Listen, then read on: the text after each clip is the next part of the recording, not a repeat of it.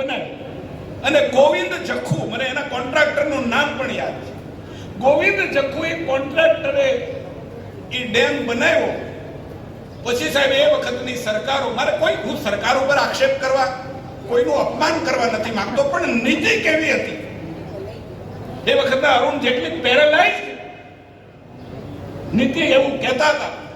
Policy paralysis એના માટે શબ્દ વાપરતા હતા. એ સરકારોની કેવી પોલિસી હતી એનું ઉત્તમ ઉદાહરણ આપણો રાજુલા તાલુકાનો ધાતરવડી 2 ડેમ છે. એ કદાચ 95 કે 90 ની અંદર બન્યા પછી એ ડેમ 18 કે 19 વર્ષે ભરવામાં આવ્યો. શું કામ? કોઈ ભરતભાઈ કોઈ આંદોલનો નથી થયા રાજુલામાં ડેમ નહીં ભરવા માટે. એના 2 કારણ. ત્યારે હું સંગઠનનું કામ કરતો હતો, બધાને ખબર હતી કે મહેશભાઈ સંગઠનનું કામ કરે છે. ગેટ બંધ નહોતા થતા 17 વર્ષ 90 રૂપિયાના હેન્ડલ માટે ઈ ડેમ ભરાણો નહીં. આ કેવા પ્રકારના હશે લોકો? વિચાર કરો તમે. એક મશીનનું હેન્ડલ ખોવાયું, એની કોઈ ફરિયાદ કરે એના મિકેનિકલ વિભાગની અંદર, એના 17-18 વર્ષ વહી ગયા અને ઈ ડેમ ભરાણો નહીં. મેં તપાસ કરી, કોઈ ફરિયાદ કરે કે ન કરે, ભાઈ તમે એને હેન્ડલ આપો, ગમે તેમ કરીને હેન્ડલ આપો અને નાનું મોટું જે 18 વર્ષથી પડેલા એન્જિન છે એની મરામત કરો. ઈ મરામત કરી અને ડેમ ભરવાની શરૂઆત. રાજ્યની અંદર દિલીપ સંઘાણી મંત્રી થયા, નરેન્દ્રભાઈની સરકાર આવી એટલે ખાલી ન્યા દિલીપભાઈ ગયા અને ભેંસ ફરી ગઈ અને ખીલો નીકળી ગયો. હવે ડેમ કાયમ ભરાય છે, ઓવરફ્લો થાય છે. અમારા બાળપણના ઉત્તમ નમૂનાઓ મને જે યાદ આવે છે, આ વહીવટના ઉત્તમ નમૂનાઓ છે.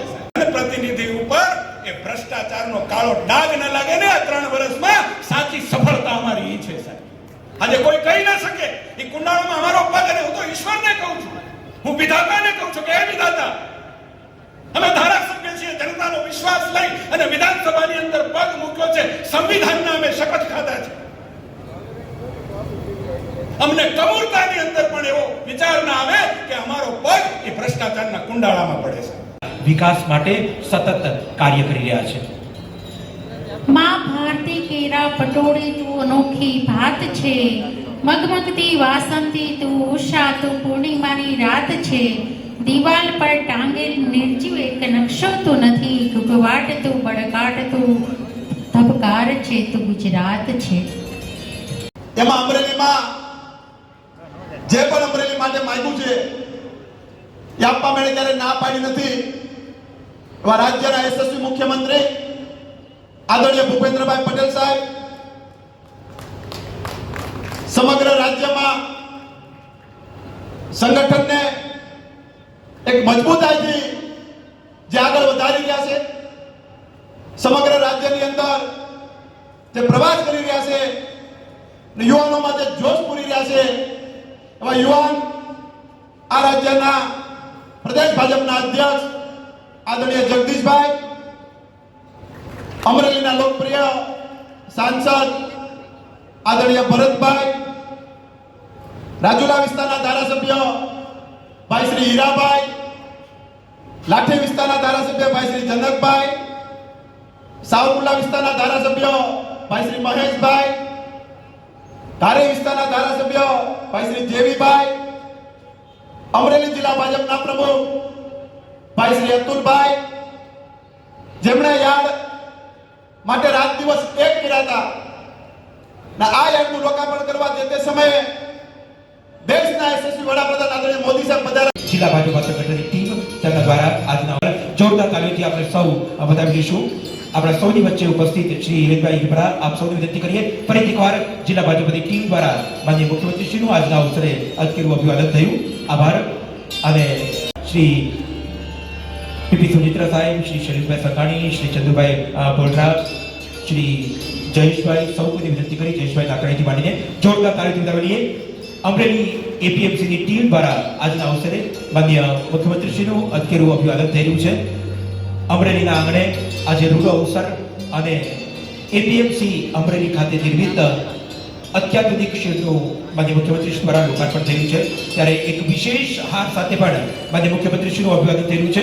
જોરદાર તાળીઓના ગડગડાટ સાથે આપણે સૌ ફરીથી એકવાર વધાવી લઈએ માન્ય મુખ્યમંત્રી શ્રીનું અમરેલીના આંગણે અતકેરું અભિવાદન એપીએમસી અમરેલીની ટીમ દ્વારા. આભાર. અને હવે પછીના ક્રમે પ્રદેશ ભાજપના અધ્યક્ષ શ્રી અને નિકોલના સન્માનીય ધારાસભ્ય શ્રી જગદીશભાઈ વિશ્વકર્મા સાહેબ તેમનું આજના અવસરે આપ અભિવાદન કરશો. જોરદાર તાળીઓથી આપણે સૌ ફરીથી એકવાર વધાવી લઈશું. આપણા સૌની વચ્ચે સન્માનીય પદાધિકારીગણ નોટ બુકે બટ બુક એ ન્યાયે અધકેરું અભિવાદન કરી રહ્યા છે. આભાર.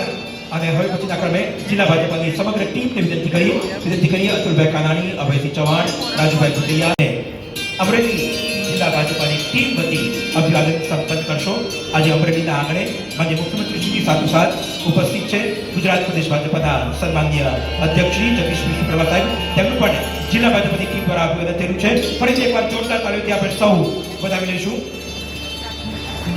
અને હવે પછીના ક્રમે એપીએમસી અમરેલીની ટીમ અહીં આગળ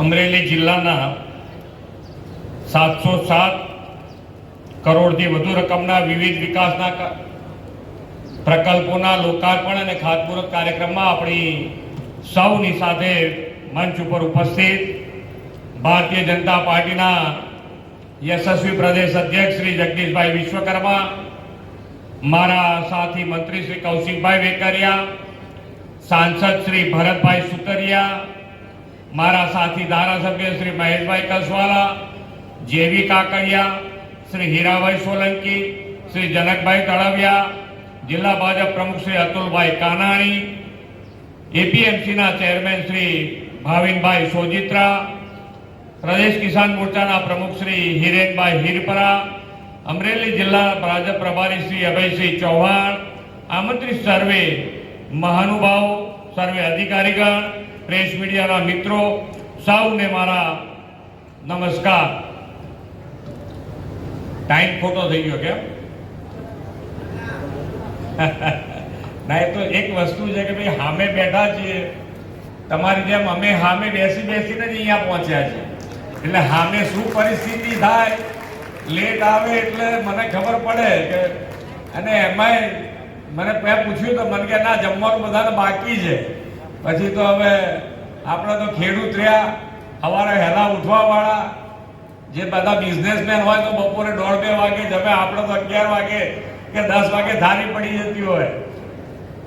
પણ અમરેલી અને અમરેલી જિલ્લાના વિકાસની કામની વાત હોય તો હું એટલું ચોક્કસ કહીશ કે અત્યારે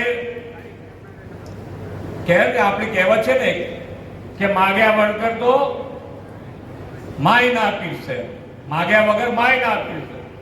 અત્યારે આખી ટીમ આપણા મંત્રીથી માંડીને દરેક ધારાસભ્ય અને સાંસદશ્રી અને સંગઠન બધા ભેગા થઈ અને એટલું વ્યવસ્થિત આયોજન કર્યું છે કે મને નથી લાગતું કે હવે 5 વર્ષમાં તમારું કોઈ કામ બાકી રહે. અને સરકાર તરીકે અમારી પણ જવાબદારી છે કે સરકાર તરીકે તમારા કોઈ કામ બાકી ના રહે. એ લોકો આયોજનબદ્ધ રીતે લેતા આવશે, અમે બધા મંજૂર કરીને તમને આપતા જ. અને તો જ આજે અમરેલી જિલ્લામાંથી કેટલાય જણ જે તમારા શહેર પસંદ હોય, એ સુરત હોય તો સુરત અને અમદાવાદ હોય તો અમદાવાદ, એ બધાને એમ થાય કે ફરી પાછા અમરેલી રહેવા આવીએ, એવો અમરેલી જિલ્લો આપણે બધાએ ભેગા થઈ બનાવવાનો. અને બને એવો છે. માન્ય વડાપ્રધાન શ્રી પણ પૂરતું ધ્યાન કે આ 2047માં આપણે જે વિકસિત ભારત બનાવવું છે, તો વિકસિત ભારત માટે વિકસિત ગુજરાત, અને વિકસિત ગુજરાત બનાવવું હશે તો છેવાડાના માનવીને પણ મુખ્ય પ્રવાહમાં લાવવો પડે. અને મુખ્ય પ્રવાહમાં લાવવો હોય તો જેટલી શહેરમાં સુવિધા એટલી જ સુવિધા ગામડાઓમાં આપણે આપવી પડે. અને એ ગામડાઓમાં સુવિધા તમારે આયોજનબદ્ધ રીતે એનું આયોજન મોકલી દો. તમારા ધારાસભ્ય, જિલ્લાના પ્રમુખ હોય, સંગઠન પદાધિકારી હોય કે ચૂંટાયેલા કોઈ હોય, જેની સાથે બેસીને આયોજન કરી અને આયોજનબદ્ધ રીતે આવવું પડે. કારણ કે એક જણ એમ કે ના મારે તો રોડ બનાવવો છે, એક જણ કે ના મારે ગટર લાઈન કરવી છે. આયોજનબદ્ધ રીતે આવશો તો એક કામ બાકી નહીં રહેવાથી, એક કામ બાકી નહીં રહેવાથી.